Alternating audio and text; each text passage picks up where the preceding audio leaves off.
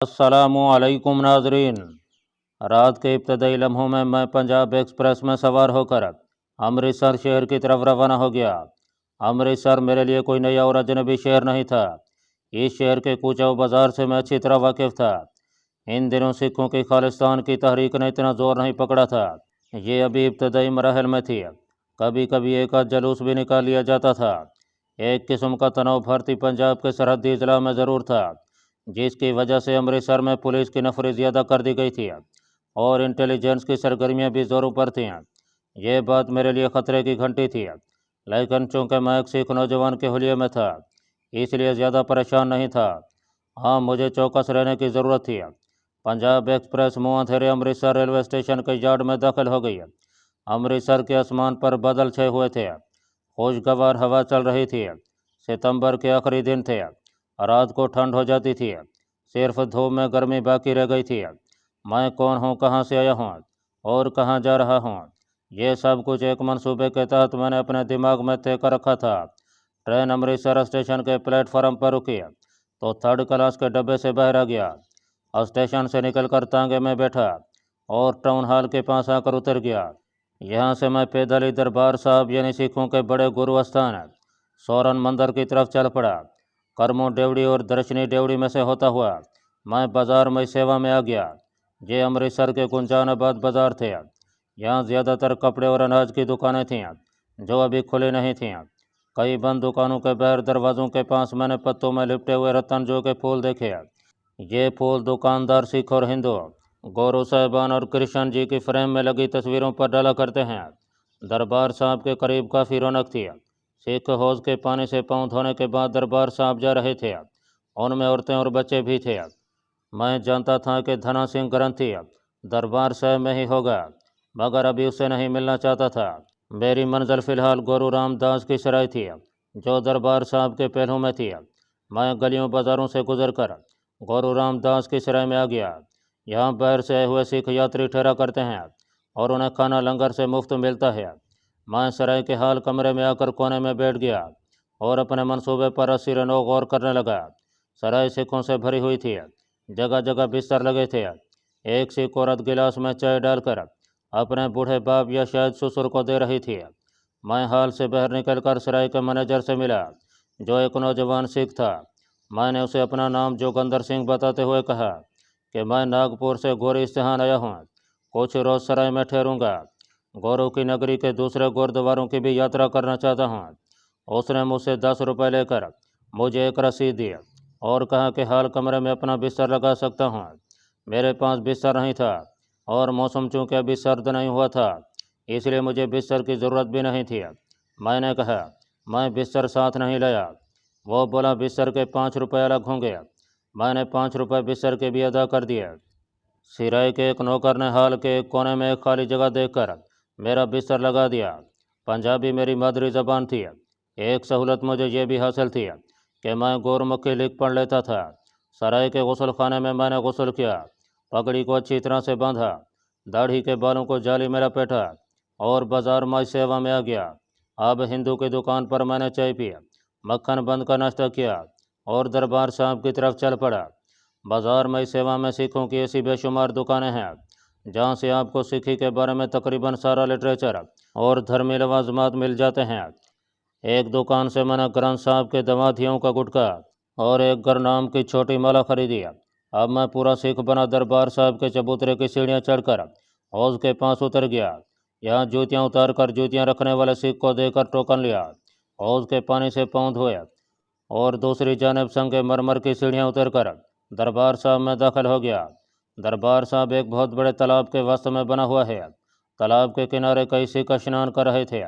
सिख औरतें, मर्द और बच्चे गुरबानी का विरद करते चले जा रहे थे। मैंने भी गुरबानी का विरद शुरू कर दिया। अकाल तख्त की एक मंजिला इमारत के बाहर 2 सिख तलवारें लिए पहरा दे रहे थे। इस इमारत में सिखों के गुरु साहिबान की ज़ियारतें हैं। रंजीत सिंह का ताज, तलवार, हीरे और जवाहरात भी यहाँ रखे हैं। संगे मरमर के फर्श वाली रोज तालाब के वस्त में से होती सोरन मंदिर को चली गई थी। सोरन मंदिर, जिसको दरबार साहब का इस्तेहान भी कहते हैं, एक चौकोर बरादरी है जिसके अंदर मनकश छत के नीचे एक ऊंचे इस्तेहान पर बहुत बड़ा ग्रंथ खुला रखा है। एक सिख ग्रंथी पीछे बैठा मोर्चल हिलाते हुए गुरबानी का पाठ करता रहता है। धना सिंह ग्रंथी की भी यही ड्यूटी होनी चाहिए थी। मशरकी पंजाब में सिख ग्रंथियों का ख़ानदान पोच दर पोच चला रहा है। मेरा ख्याल था कि दरबार साहब का एक ही ग्रंथी होगा, मगर वहाँ पहुंचकर मालूम हुआ कि दिन का ग्रंथी अलग और रात का ग्रंथी कोई दूसरा सिख होता है। ये इतला मुझे हिंदू नौजवान ने दी थी। उस हिंदू से मैंने ये सवाल इसलिए किया था कि मैं जिस ग्रंथी को ग्रंथ साहब के पीछे पीछे मोर्चा हिलाते देख रहा था, वो एक तो बहुत ज़्यादा बूढ़ा था, दूसरे उसके चेहरे पर से पक गई और शराफत टपक रही थी। ऐसा ग्रंथी किसी दूसरे शहर में जाकर बुर्दा फरोशों से लड़की खरीद कर नहीं ला सकता था। मेरा क्या दुरुस्त निकला, यह धना सिंह नहीं था। मैंने हिंदू नौजवान से कहा, भराता जी मैं नागपुर से आया हूँ, मुझे धना सिंह ग्रंथी से भी मिलना है, क्या वो इसी जगह होता है? हिंदू नौजवान ने कंधे उचकाते हुए कहा, इस बारे में सरदार जी मैं कुछ नहीं बता सकता, आप शुभ कीर्तन के बाद किसी सिख सेवादार से पूछें। शुभ कीर्तन खत्म हुआ तो मैं उठकर सोरन मंदिर के कमरे से बाहर आ गया। पता करते करते सेवादार के पास पहुंचा और उससे धना सिंह ग्रंथी के बारे में पूछा कि वो स्वर्ण मंदिर में कब आते हैं। सेवादार ने बताया कि वो रात 9 बजे आते हैं और फिर सुबह तक गुरु ग्रंथ साहब का पाठ करते हैं। बातों ही बातों में भोले भाले उधेड़ उम्र सिख सेवादार से मैंने धना सिंह ग्रंथी के बारे में ये भी मालूम कर लिया कि उसके बाप का नाम मलखा सिंह ग्रंथी था और वह 20 बरस तक हिमाचल प्रदेश के गुरुद्वारे अकाल साहब में ग्रंथी के फ़र्ज अंजाम देता रहा है। उसका मकान बाजार मई सेवा की एक गली में था। सिख बुनियादी तौर पर सादा दिल होते हैं। आदमी ज़रा सा होशियार हो तो उनसे बहुत कुछ पूछा जा सकता है, क्योंकि जंगजू मार्शल कौम है, इसलिए सियासतकारियाँ और चालाकियाँ बिल्कुल नहीं जानती। यही वजह थी कि मुझे सिख सेवादार से धना सिंह के मुतल्लिक़ बहुत सी मुफीद मालूमात मुहैया हो गई थी, लेकिन एक बात का इल्म नहीं हो सका था कि धना सिंह ने सोनिया को कहाँ रखा हुआ है। सेवादार की ज़बान यही इल्म हुआ कि धना सिंह बड़ा मजहबी और शरीफ सिख है, चाय तक नहीं पीता, बीवी बच्चों के साथ बड़ी जिम्मेदाराना ज़िंदगी बसर कर रहा है। घर से दरबार साहब आता है और वहाँ से सीधा घर जाकर सो जाता है। कभी कभी शहर से बाहर दिल्ली की तरफ जाता है, क्योंकि उसने छोटा मोटा जुराबों बुनियान और कृपानों का कारोबार भी शुरू कर रखा है। मैं सराय गुरु दामदास में आ गया। धना सिंह को मैं रात 9 बजे से पहले नहीं मिल सकता था, क्योंकि वो 9 बजे के बाद ही दरबार साहब में अपनी ड्यूटी पर आता था।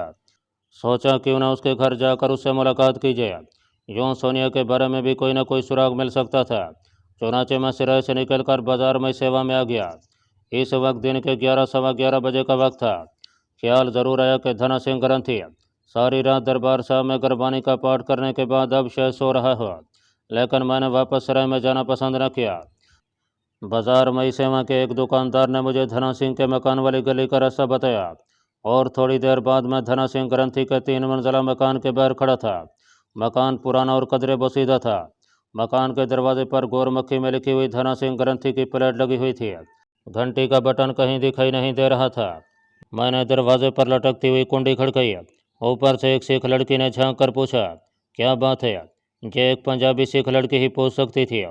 मैंने हाथ बांधकर सत श्री अकाल बुलाया और कहा कि ग्रंथी साहब घर पर ही हैं। सिख लड़की ने कोई जवाब दिए बगैर खिड़की से पीछे हट गया। मैं गौमगांव की हालत में बंद दरवाजे के बाहर तंग गली में कोई 3-4 मिनट तक खड़ा रहा। फिर किसी ने आहिस्ता से दरवाज़ा खोला। एक 16-17 साल का लड़का नमूदार हुआ। उसने टी शर्ट और पतलून पहन रखी थी। बोला, किससे मिलना है सरदार जी? मेरे हाथ में तस्बीह थी। मैंने हाथ जोड़कर सत श्री अकाल बुलाया और कहा कि मैं ग्रंथी जी से मिलने नागपुर से आया हूँ। वो अंदर चला गया। थोड़ी देर बाद एक दरमियानी उम्र का मोटी तोंद वाला भारी भरकम सिख हाथ में तस्बीह थामे वाहे गुरु करता दरवाजे में आया। उसने बालों का सर पर जोड़ा बना रखा था, जिस्म पर बुनियान थी, नीचे तहबंद बांध रखा था। दाढ़ी में कहीं कहीं सफ़ेद बाल नजर आ रहे थे। आंखों में हल्के थे, जो उसकी बादा शबाना मस्तियों की तरफ इशारा कर रहे थे। अगरचे उसके हाथ में तो तस्बीह थी और मुंह में गुरु की बानी थी, मगर उसका चेहरा एक अय्याज सिख का चेहरा था। मैंने सत श्री अकाल कहते हुए उसके घुटनों को हाथ लगाया और कहा, महाराज जी आपको बड़ी जहमत दी, मैं नागपुर से आया हूँ जी। मेरा नाम जोगिंदर सिंह है।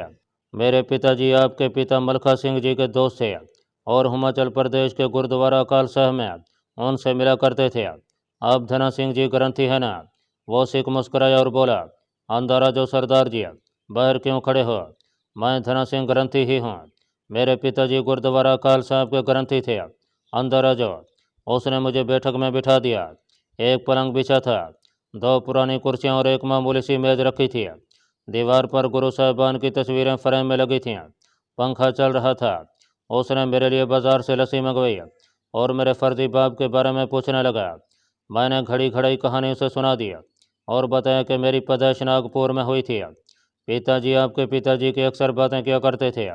मरते वक्त मुझे कहा कि कभी अमृतसर जाओ तो मेरे दोस्त के बेटे धना सिंह ग्रंथी से ज़रूर मिलना। फिर उनका ध्यान हो गया जी। मैं अफ्रीका चला गया अपने चचा के साथ।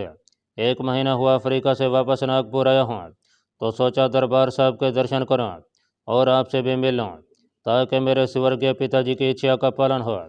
धना सिंह मुझे गौर से आंखें जरा सी सुकेड़ कर देख रहा था। किसी वक्त मुझे लगता था कि यह बहुत सादा दिल आदमी है और इसने मेरी एक एक बात पर यकीन कर लिया है। किसी वक्त महसूस होता था कि यह शख्स इंतहाई काया है और इसने मेरी किसी बात पर यकीन नहीं किया। मगर मैंने अपनी अदाकारी जारी रखी। जब मैंने उसे बताया कि गुरुजी की सराय में ठहरा हूँ तो उसने मुझे अपने घर में उठकर आने के लिए बिल्कुल ना कहा। बस ज़रा ज़रा सा मुस्कुराते हुए आंखें सुकड़े मेरी तरफ तकता रहा। फिर बोला, भोजन खाकर जाना जोगंदर सैया जी। दोपहर का खाना उसने मेरे साथ ही खाया। सब्जियां, दही और चटनी और फुलके थे। उसकी बेटी यानी वही सिख लड़की जिसने खिड़की में से नीचे झांक कर मुझे देखा था, भोजन लगा रही थी। उसका नाम जीत कौर था। नौजवान लड़की थी, चेहरे पर वकार और खुद सताई थी। मेरी तरफ बिला वजह तवज्जो नहीं दे रही थी। हालांकि मैं खुद शिकल नौजवान सिख के भेष में था। इस घर में कोई ऐसी शय पुरस्कार नजर न आई कि जिससे मेरा ख्याल इस अमर की तरफ जाता कि ये सिख औरंगाबाद के बदमाश पुजारी पर भर कर से सोनिया को खरीद कर लाया है। सीधा साधा शरीफ सिख घराना था। धना सिंह की बीवी भी आम हुलिये की कम गो उधेड़ उम्र सिख औरत थी जिसने गले में करपान डाल रखी थी। करपान उसकी बेटी जीत कौर के गले में भी थी। भोजन के बाद मैं रात को दरबार साहब में आने का कहकर चलने लगा तो धना सिंह दांतों को तीली से कुरतते हुए बोला, अभी कितनी देर ठहरोगे अमृतसर में सरदार जी? ये शख्स चाहता था कि मैं ज़्यादा देर इसके इर्द गिर्द ठहरूँ। मैंने कहा, महाराज जी, गुरु की नगरी के सारे गुरुद्वारों की यात्रा करने के बाद वापस नागपुर चला जाऊंगा। उसने हाथ बांधकर सत श्री अकाल किया, गोया मुझे जाने की इजाज़त दे रहा था। मैंने भी सत श्री अकाल बुलाया और सर झुका एक इंतहाई शरीफ और नफ्स सिख की तरह गली में से गुजर कर बाजार में आ गया। अब मेरी समझ में ये बात नहीं आ रही थी कि मैं सोनिया का सुराग कैसे और क्यों कर लगाऊं। एक बात साफ ज़हर थी कि अगर सोनिया इस ग्रंथी धना सिंह के पास है तो फिर उसने उसे अपने घर में नहीं रखा हुआ बल्कि किसी दूसरी जगह डाल रखा है। इसी सोच में गुम मैं गुरु रामदास की सराय में वापस आकर हाल कमरे के कोने में अपने बिछौने पर लेट गया। यहाँ बाहर की निस्बत ठंडक ज़्यादा थी। सारे पंखे चल रहे थे। आसमान पर बादल छाए थे जिसकी वजह से हिब्स हो रहा था। रात भर के सफ़र का थका हुआ था। मुझे नींद आ गई और शाम तक सोया रहा। शाम को उठकर स्नान किया, बाजार जाकर खद्दर के कुर्ते पजामे का एक और जोड़ा खरीदा और सराय के लंगर में दाल रोटी खाई। जब रात के 8 बज गए तो सराय से निकलकर बाजार में सेवा में से होता हुआ दरबार साहब में आ गया। मैं दरबार साहब के अंदर जाने की बजाय चबूतरे की एक जानिब बेरी के पुराने दरख्त की ओट में एक जगह ईंटों के थड़े पर बैठ गया। बाजार दूर तक मेरे सामने था। दुकानें खुली थीं। बाजार में रोशनी हो रही थी। धना सिंह ग्रंथी रात के 9 बजे आता था। मुझे उसने भी यही बताया था। मेरे तजस्सुस ने मुझे वहां दरख्त की ओट में बिठा रखा था। मैं धना सिंह ग्रंथी को बाजार में से आते हुए देखना चाहता था। मेरे पास घड़ी नहीं थी। कुछ ही देर बाद मैंने एक सूट बूट वाले सिख से वक्त पूछा। 9 बजने में 2 मिनट बाकी थे। कोई 10 मिनट बाद मैंने दूर से धना सिंह को आते देखा। उसने सफ़ेद पगड़ी और सफ़ेद लिबास पहन रखा था। हाथ में तस्बीह थी और बड़े दीनदार और परहेजगार सिख मेहनत की तरह निपे तले सीधे कदम उठाता चला रहा था। उसके पीछे पीछे एक दूसरा सिख भी चला रहा था। दरबार साहब के जने के पास आकर धना सिंह रुक गया। उसने अपने पीछे आने वाले सिख की तरफ मुतवज्जे होकर कुछ कहा। यह सिख जवान और चौड़ा चकला था। उसने धना सिंह की बात सुनकर ईसा से सर हिलाया और अपनी जगह पर अदब से खड़ा रहा। धना सिंह ग्रंथी ने कुर्ते की जेब में से अपना बटुआ निकाल कर खोला। उसमें से कुछ नोट निकाल कर सिख जवान को दिया और वाहे गुरु का खालसा वाहे गुरु जी की फतह बुलाता दरबार साहब के चबूतरे पर आ गया। मैं उसकी निगाहों से ओझल था और उस सिख नौजवान को देख रहा था जो धना सिंह से रुपये लेकर बाजार में चला जा रहा था। मैं उस सिख का पीछा करना चाहता था। धना सिंह ग्रंथी से मैं फिर भी मिल सकता था। वो तो सारी रात दरबार साहब में ही रहेगा। मैं दरबार साहब के चबूतरे से उतरकर बाजार में आ गया और धना सिंह के साथ ही सिख के पीछे पीछे कुछ मुनासिब फासला रखकर चलने लगा। बाजार रोशन था, मेरी निगाह सिख पर थी। मई सेवा का बाजार से गुजरकर वो दर्शनी डेवड़ी की तरफ मुड़ गया। मैं बराबर उसका ताकुब कर रहा था। दर्शनी डेवड़ी से वो कर्मों की डेवड़ी में से होता हुआ घी मंडी की तरफ आ गया। यहाँ आगे चई वन का दरवाज़ा था। ये अमृतसर शहर का एक दरवाज़ा था। इसके बाहर शहर का खुला इलाका शुरू हो जाता है। सामने एक पतली सड़क राज फूला सिंह के गुरुद्वारे के आगे से गुजरती है, जीटी रोड की तरफ चली गई थी। दाएं जानिब एक कच्ची सड़क अमरूद और लोकाट के बागों की तरफ उतरती थी, जहाँ पाकिस्तान बनने से पहले मुसलमानों का एक बहुत बड़ा कब्रिस्तान हुआ करता था। यहाँ अब सिखों ने कब्रों को मसमार करके एक बस्ती बसाई थी। धना सिंह का साथी सिख बुर्ज फूला सिंह वाली पतली सड़क पर चलने लगा। सड़क पर जहाँ बिजली का खंभा आ जाता तो थोड़ी सी रोशनी हो जाती है, बाकी सड़क रात के अंधेरे में डूबी हुई थी। मैं ताकुब जारी रखे हुए था, लेकिन इंतहाई एहतियात के साथ चल रहा था। ये सिख कहाँ जा रहा है? सोनिया का ख्याल एक बार फिर मेरे जहन में बार बार उभरने लगा था। पहली सड़क जीटी रोड को काटती आगे एक बौली की तरफ निकल गई। यहाँ बिजली के खंभे नहीं थे और घुप अंधेरा था। ये पगड़ नदी ऊंची थी और इसकी दोनों जानब टहनियों के घने दरख्त उगे हुए थे। वो सिख इस बौली वाली पगड़ नदी पर चलने लगा। ये सारे रास्ते मेरे देखे भले थे। मुझे मालूम था कि आगे एक छोटी सी नहर आएगी जो कंपनी बाग की तरफ निकल जाती है। इस नहर के किनारे एक जानब हिंदू का एक मंदिर है और पीछे एक छोटी सी देहाती आबादी है। पाकिस्तान बनने से पहले जब वहाँ मुसलमान आबाद थे तो इसका नाम मकबूलपुरा था।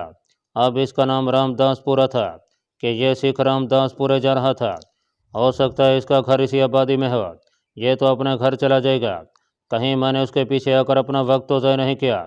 यही सोचते हुए मैं अंधेरे में सिख का ताकुब किया जा रहा था। शहर के पास आकर सिख रामदासपुरे जाने की बजाय हिंदू मंदिर से चंद कदम पीछे नीचे खेत में आ गया। मैं नहर के किनारे एक दरख्त की ओट में से उसे अंधेरे में जाते देखता रहा। खेत जहाँ ख़त्म होता था वहाँ एक मकान की दीवार मुझे धुंधली नजर आ रही थी। यह मकान की एक भी दीवार थी। इसके दरवाजे की जानब धीमी रोशनी हो रही थी। अब मैं भी नशे में उतरकर खेत में से गुजरता सिख के पीछे पीछे चलने लगा। वो मकान की दीवार घूम गया। मैंने दूसरी तरफ से आकर देखा, सिख गायब था। इतनी देर में वो अगर दूसरे खेत की तरफ भी गया होता तो मुझे नजर आ सकता था। इसका मतलब था कि वो इसी मकान में दाखिल हुआ है। यह मकान एक मंजिला था और खेत में अकेला ही खड़ा था। इसकी दोनों जानब खेत थे और पहलू की तरफ टाली के दरख्त खामोश खड़े थे। मैं मकान की एक भी दीवार के साथ लगकर खड़ा हो गया और सोचने लगा कि मुझे वापस ही चले जाना चाहिए। ये तो इस सिख का अपना घर होगा और यहाँ से बाहर वो नहीं निकलेगा। मैं दीवार से अलग होकर चलने लगा तो मुझे किसी मर्द के गाली देने की आवाज़ आई। मेरे कदम वहीं रुक गए। गाली पंजाबी में किसी औरत को दी गई थी। मैं फोंक फोंक कर कदम रखता दीवार की दूसरी तरफ आ गया। यहाँ दीवार में एक खिड़की थी जो बंद थी। मैंने ऐसा से खिड़की के पास जाकर कान लगा दिया। अंदर से मर्द की आवाज़ फिर सुनाई दी। वो पंजाबी में कह रहा था, सानू खुश नहीं करोगी तो धना सिंह तुझे जलंधर के दलाल के पास भेज देगा। मेरे कान खड़े हो गए। जिस मामले को मैं हल करना चाहता था उसके चेहरे पर से ऐसा ऐसा पर्दा सिरक रहा था। ये औरत कौन थी? क्या यह सोनिया थी? मैं इस औरत की आवाज़ सुनने को बेताब था। मुझे सिसकियों की आवाज़ आई। कोई औरत सिसकियाँ भर रही थी। मर्द की आवाज़ फिर बुलंद हुई। वो गालियाँ देकर कहने लगा, रोने से क्या होगा, तो अब हमसे बच कर कहीं नहीं जा सकती। अब औरत की कमज़ोर सेमी हुई आंसू भरी आवाज़ आई। मैं सर से पांव तक जैसे कांप उठा। ये सोनिया की आवाज़ थी, अगरचा बेहद गमज़दा और कमज़ोर आवाज़ थी, मगर मैं इस आवाज़ को हर आलम में हर मोड़ पर पहचान सकता था। वो उर्दू में कह रही थी कि मुझे जाने दो, मेरी ज़िंदगी बर्बाद न करो, मैं बड़ी दुखी औरत हूँ। इसके बाद मुझे कुछ कहने सुनने की ज़रूरत नहीं थी। मैं दीवानावार मकान के दरवाजे की तरफ बढ़ा। मैंने उछल कर दीवार की मुंडेर को पकड़ा और सहन में बड़ी एहतियात से उतर गया। सहन छोटा सा था, 2-4 पायाँ बिछी थीं। मुझे बरामदा दिखाई दिया। मैं दबे पांव दीवार के साथ साथ चलता गया। ये 2 कोठरियाँ थीं, दोनों के दरवाजे बंद थे। एक कोठरी में से धीमी सी आवाज़ बहरा रही थी। ये सोनिया की आवाज़ थी, मुझे छोड़ दो, छोड़ दो। एक कमांडो की ताकत सिमट कर मेरे बाजुओं में आ गई। मैंने कंधे से धक्का दिया तो दरवाज़ा धड़ाक से खुल गया। सामने चारपाई पर बिजली की धीमी रोशनी में गिलास हाथ में लिए बैठा एक जर्द चेहरे वाला सिख बैठा हुआ था। दरवाजे के अचानक खुल जाने पर वह भौंचा सा होकर रह गया। उसने मुझे देखा तो गाली देकर बोला, कौन हो तुम? मेरे पास जवाब देने की फुर्सत कहाँ थी? मैं शदीद गज़ब और जोश के आलम में था। मैंने पूरी ताकत से बाएं हाथ की उंगलियों का मुक्का, जो फौलाद की तरह सख्त हो चुका था, इस सिख की ठोड़ी के नीचे इसके हलक पर मारा। वो पीछे को चरपाई से नीचे गिर पड़ा। गिलास उछलकर सामने फर्श पर गिरा और चकनाचूर हो गया।